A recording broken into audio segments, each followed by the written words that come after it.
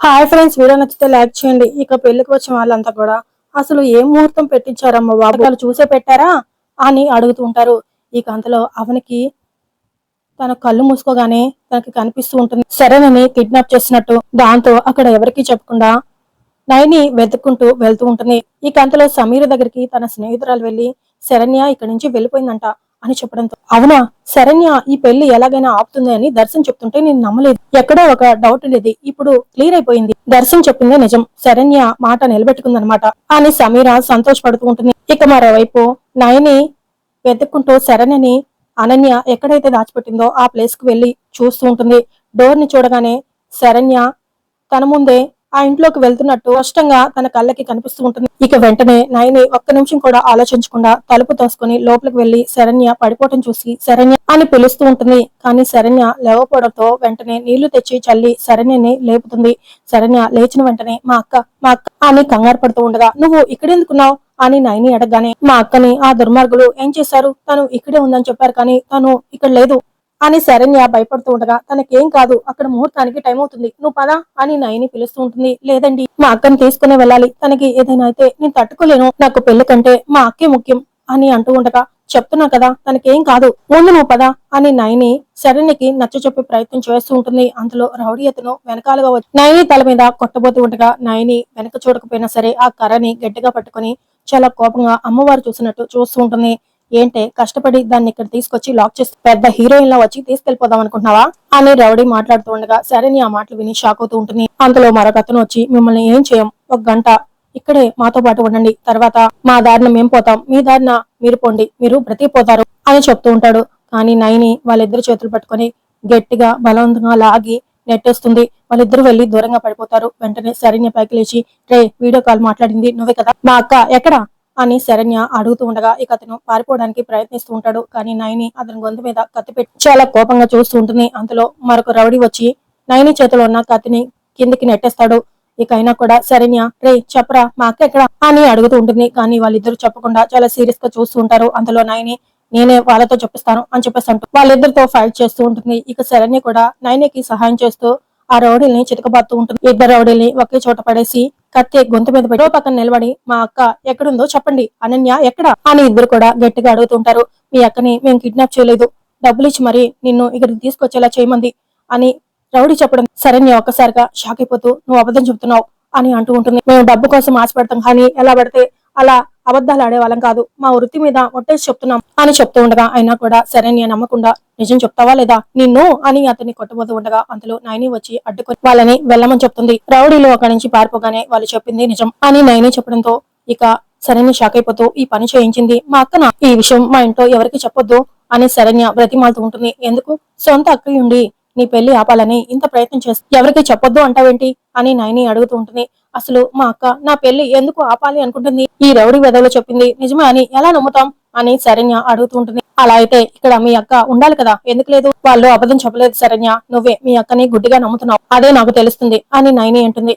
నిజంగా మా అక్కే ఇదంతా చేస్తే ఎందుకు చేస్తుందో ఏంటో కారణం ఉంటుంది కదా, ఆ విషయం నేను కనుక్కుంటాను, దయచేసి మీరు ఈ విషయం మాత్రం ఎవరికి చెప్పొద్దు, కావాలంటే మీ కాళ్ళు పట్టుకుంటాను అని కాళ్ళు పట్టుకోబోతూ, తను ఇలా చేస్తుందని ఇంట్లో వాళ్ళకి తెలుసు, మా అమ్మా నాన్నలు తట్టుకోలేరు, వాళ్ళకు ఏదైనా అయితే నేను తట్టుకోలేను, మా అక్క తలదించుకుంటే వద్దండి ప్లీజ్ అని శరణ్య బ్రతిమాలుతూ ఉంటుంది. నీ పెళ్లి చూపులు స్టార్ట్ అవగానే నాలో వైబ్రేషన్స్ స్టార్ట్ అయ్యాయి, ఈ పెళ్లి ఆపడానికి ఎవరో కుట్ర చేస్తున్నారు అనిపించింది, దానికి కారణం మీ అక్క అని ఇప్పుడు క్లారిటీ వచ్చింది. ఇంకోటి ఏంటంటే మా తమ్ముడికి గొప్ప గొప్ప పెద్దింటి సంబంధాలు వచ్చాయి, అయినా మా పిన్ని ఎప్పుడు ఒప్పుకోలేదు, కానీ అన్ని వదిలేసి తను నిన్ను ఇంటి కోడలుగా సెలెక్ట్ చేసింది అంటే ఎందుకు చేసింది అనేది ఇప్పుడు నాకు అర్థమైంది. సరే నీకు ఒక మాట ఇస్తున్నాను, ఈ విషయం ఎవరికి చెప్పను, సరేనా, పద అని శరణిని తీసుకుని నయని వస్తూ ఉంటుంది. ఇక మరోవైపు పెళ్లి పందిట్లో, అమ్మ ముహూర్తం టైం అయిపోతుంది అని పంతుగారు అంటుంటే, పెళ్లి కూతురు లేకుండా పోతే ముహూర్తం అంటావేంటి పంతులు, ముహూర్తం దాటిపోతుంటే దాన్ని పట్టుకుని ఆపమంటావా ఏంది అని కాంచన అడుగుతుంటుంది. అంతలో అక్కడికి అనన్య వస్తూ ఉంటుంది. ఇంకా చూస్తావంటారేంటమ్మా, ఇక పెళ్లి జరిగేదే లేదు, ఇక్కడ భోజనాలు రెడీ అయ్యాయంట, పోయి భోజనం చేసుకోండి అని చెప్తూ ఉండగా, కాంచన అని గీత అరుస్తూ ఉంటుంది. నా మీద అరిస్తే ఆయాసం వస్తుంది కానీ వెళ్లిపోయిన శరణ్య తిరిగి వస్తుందా ఏంది, అదృష్టాన్ని వరంగా ఇచ్చిన దరిద్రాన్ని సంకలో పెట్టుకుని తిరిగినట్టుంది దాని పరిస్థితి, ఏమనుకుని ఏం లాభం, ఇంతకీ దాని నుదుటి మీద ఈ ఇంటి కోడలయ్యే అదృష్టం రాసిందో లేదో, అందుకే ఇన్ని అనర్థాలు జరుగుతుంటాయి అని కాంచన చాలా వెటకారంగా జనాలందరి ముందు పరువు తీస్తున్నట్టు మాట్లాడుతూ ఉంటుంది. దాంతో ఆనంద చాలా కోపంగా చూస్తూ ఉంటుంది. ఇక అనన్య అక్కడికి వచ్చి ఆ మాటలు విని లోపల ఆనందిస్తూ ఉండగా నయని శరణ్యం తీసుకుని మండపం దగ్గరికి చేరుకుని లోపలికి వస్తూ ఉంటారు. ఇక అది వచ్చేది లేదు సచ్చేది లేదు, కదలండి అని కాంచన అరుస్తూ ఉంటుంది. ఇక అంతలో నయని శరణ్యం తీసుకుని అక్కడికి రావటంతో వాళ్ళ నాన్న చూసి శరణ్య అని చాలా సంతోషంగా పిలుస్తూ ఉండగా అందరూ కూడా శరణ్యం చూసి సంతోషపడుతూ ఉంటారు. ఇక అనన్య మాత్రం షాక్ అవుతూ ఉంటుంది. అలాగే కాంచన కూడా చాలా టెన్షన్ పడుతూ ఉంటుంది. గీత వచ్చి శరణ్య ఇంతసేపు ఎక్కడికి వెళ్ళిపోయావే, ఎక్కడికి వెళ్ళావు అని అడుగుతుంటే దిక్కులు చూస్తున్నావేంటి అని గీత ప్రశ్నిస్తూ ఉండగా కంగారు పడకండి అత్తయ్య గారు, ఏదో కీడు జరుగుతున్నట్టు శంకించి నేనే పక్కనున్న ఆంజనేయ స్వామి గుడిలో దర్శనం చేసుకుని రమ్మని చెప్పాను. ఈ విషయం మీతో చెప్పుకోవడం తప్పే అని నయని కవర్ చేస్తూ ఉండగా ఇక అనన్య ఆశ్చర్యపోతూ చూస్తూ ఉంటుంది. గుడికి వెళ్ళమని నువ్వు చెప్పావా అని ఆనంద అడుగుతుండగా అవును పిన్ని, ముహూర్త సమయానికి వచ్చేస్తుంది అనుకున్నాను కానీ కొంచెం ఆలస్యమైంది, అందుకే నేనే వెళ్లి తీసుకొచ్చాను. మొత్తం టైం అయిపోతుంది, త్వరగా ఫ్రెష్ అయ్యరా ఓ అని నయని చెప్పడంతో ఇక వెంటనే రా అని గీత తీసుకెళ్లబోతూ ఉండగా నువ్వు ఆగమ్మా అని చెప్పేసి అనని తీసుకుని వెళ్లి చాలా సీరియస్ గా చూస్తూ ఉండగా సరేనా నువ్వు వచ్చేసావా, రౌడీలు నేను వదిలేసారా, నిన్ను ఏం చేస్తారో అని ఎంత భయపడ్డానో తెలుసా అని అనన్య యాక్టింగ్ చేస్తూ ఉంటుంది. మరి రౌడీలు నేను వదిలిపెట్టినప్పుడు నన్నెందుకు అక్కడ వదిలిపెట్టి వచ్చావక్క అని శరణ్య అడుగుతూ ఉండగా ఇక షాక్ అయిపోతూ నేనేదే తప్పించుకొని వచ్చేసాను అని అబద్ధం చెప్తూ ఉంటుంది. కానీ నేను నిజమేంటో తెలుసుకుని వచ్చానక్క, అక్క ఎందుకు చేసావక్క అని శరణ్య ప్రశ్నిస్తూ ఉండగా ఇక షాక్ అయిపోతూ చాలా టెన్షన్ పడుతూ రౌడీలు కదా కిడ్నాప్ చేశారు అని అంటూ ఉంటుంది. ఆ పక్క వాళ్ళకి డబ్బులు ఇచ్చి అక్కడికి నన్ను రప్పించేలా చేసింది నువ్వేనని వాళ్ళు మొత్తం చెప్పేశారు అని శరణ్య ఉంటుంది. అది నీ మంచి కోసమే చేశాను అని అనన్య చెప్తూ ఉంటుంది. నా పెళ్లి ఆగిపోతే జరిగే మంచి ఏంటక అని అడుగుతుండగా అది నేను చెప్పలేను అని అనన్య అంటుంది.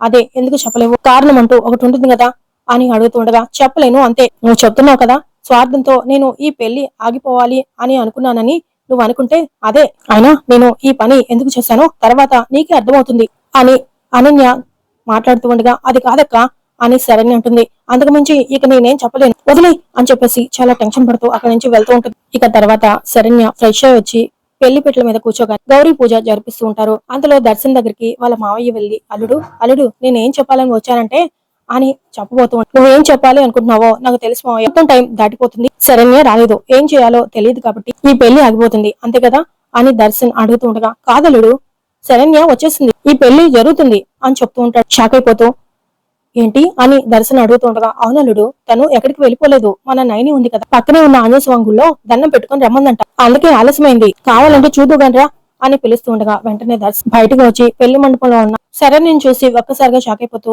పెళ్లి ఆగిపోతుందని నేను సంతోషపడుతుంటే మళ్ళీ వచ్చిందేంటి, గౌరీ పూజ కూడా చేసేస్తుంది, మరి ఎప్పుడు పెళ్లి ఆపుతుంది, ఈ పెళ్లి ఆపుతానని నాకు మాట కూడా ఇచ్చింది, మరి సరే లాస్ట్ మినిట్ లో వెళ్ళిపోయింది అనుకుంటే పెళ్లి ఆపడానికే వెళ్ళింది అనుకున్నాను, ఇప్పుడు మండపంలో కూర్చొని మామూలుగా గౌరీ పూజ చేస్తుంది, అసలు ఈ పెళ్లి ఎలా ఆపుతుంది, నాకు ఇచ్చిన మాట ఎలా నిలబెట్టుకుంటుంది అని అనుకుంటూ దర్శన్ చాలా టెన్షన్ పడుతూ ఉంటాడు. అంతలో దర్శన్ వాళ్ళ అన్నయ్య అరుణ్ కి ఫోన్ రావడంతో మాట్లాడుతూ బయటకు వెళ్తాడు. పెళ్లి దగ్గర ఉన్న పంతులు గారు అమ్మ ఆ చీర మార్చుకుంటండి అని చెప్పడం శరణ్యని తీసుకుని వెళ్తూ ఉంటారు. అంతలో కాంచన అమ్మి నేను అక్కడ ఎక్కడైనా తడిగుడ్డు ఉందేమో చూసుకుని వస్తాను అని కాంచన చెప్తూ ఉండగా తడిగుడ్డు ఎందుకు అని అనన్య అడుగుతూ ఉంటుంది. ఇక మిగిలింది మనకి అదే కదా అని చెప్పేసి కాంచన అక్కడి నుంచి వెళ్తూ ఉండగా అనన్య ఆశ్చర్యపోతూ చూస్తూ ఉంటుంది. అందులో దర్శన్ ఒక లెటర్ తీసుకుని బయటకు వచ్చి ఒక బాబు అటు వెళ్తుంటే బాబు ఈ లెటర్ తీసుకొని అక్కడ పెళ్లి కూతురు ఉంది తనకి ఇచ్చేసిరావా అని చెప్పేసి ఇవ్వటంతో సరే అన్నా అని ఆ లెటర్ తీసుకొని గది దగ్గరికి వెళ్లేసరికి అక్కడికి అనన్య వచ్చి ఆ బాబు చేతిలో లెటర్ చూసి రే ఎక్కడికి వెళ్తున్నావు అని అడుగుతుంటుంది. ఈ లెటర్ పెళ్లి కూతురికి ఇవ్వాలి అని చెప్తూ ఉండగా లెటర్ ఏం లెటర్ అని లెటర్ తీసుకొని ఓపెన్ చేయబోతూ ఈ లెటర్ పెళ్లి కొడుకు అన్నయ్య ఇచ్చాడు అని చెప్తూ ఉండగా సరే నేను తనకిస్తాను నువ్వు వెళ్ళు అని చెప్పడంతో ఇక సరే అక్క అని ఆ బాబు వెళ్ళగానే వెంటనే అనన్య ఆ లెటర్ ఓపెన్ చేసి చదివి షాక్ అవుతూ ఉంటుంది.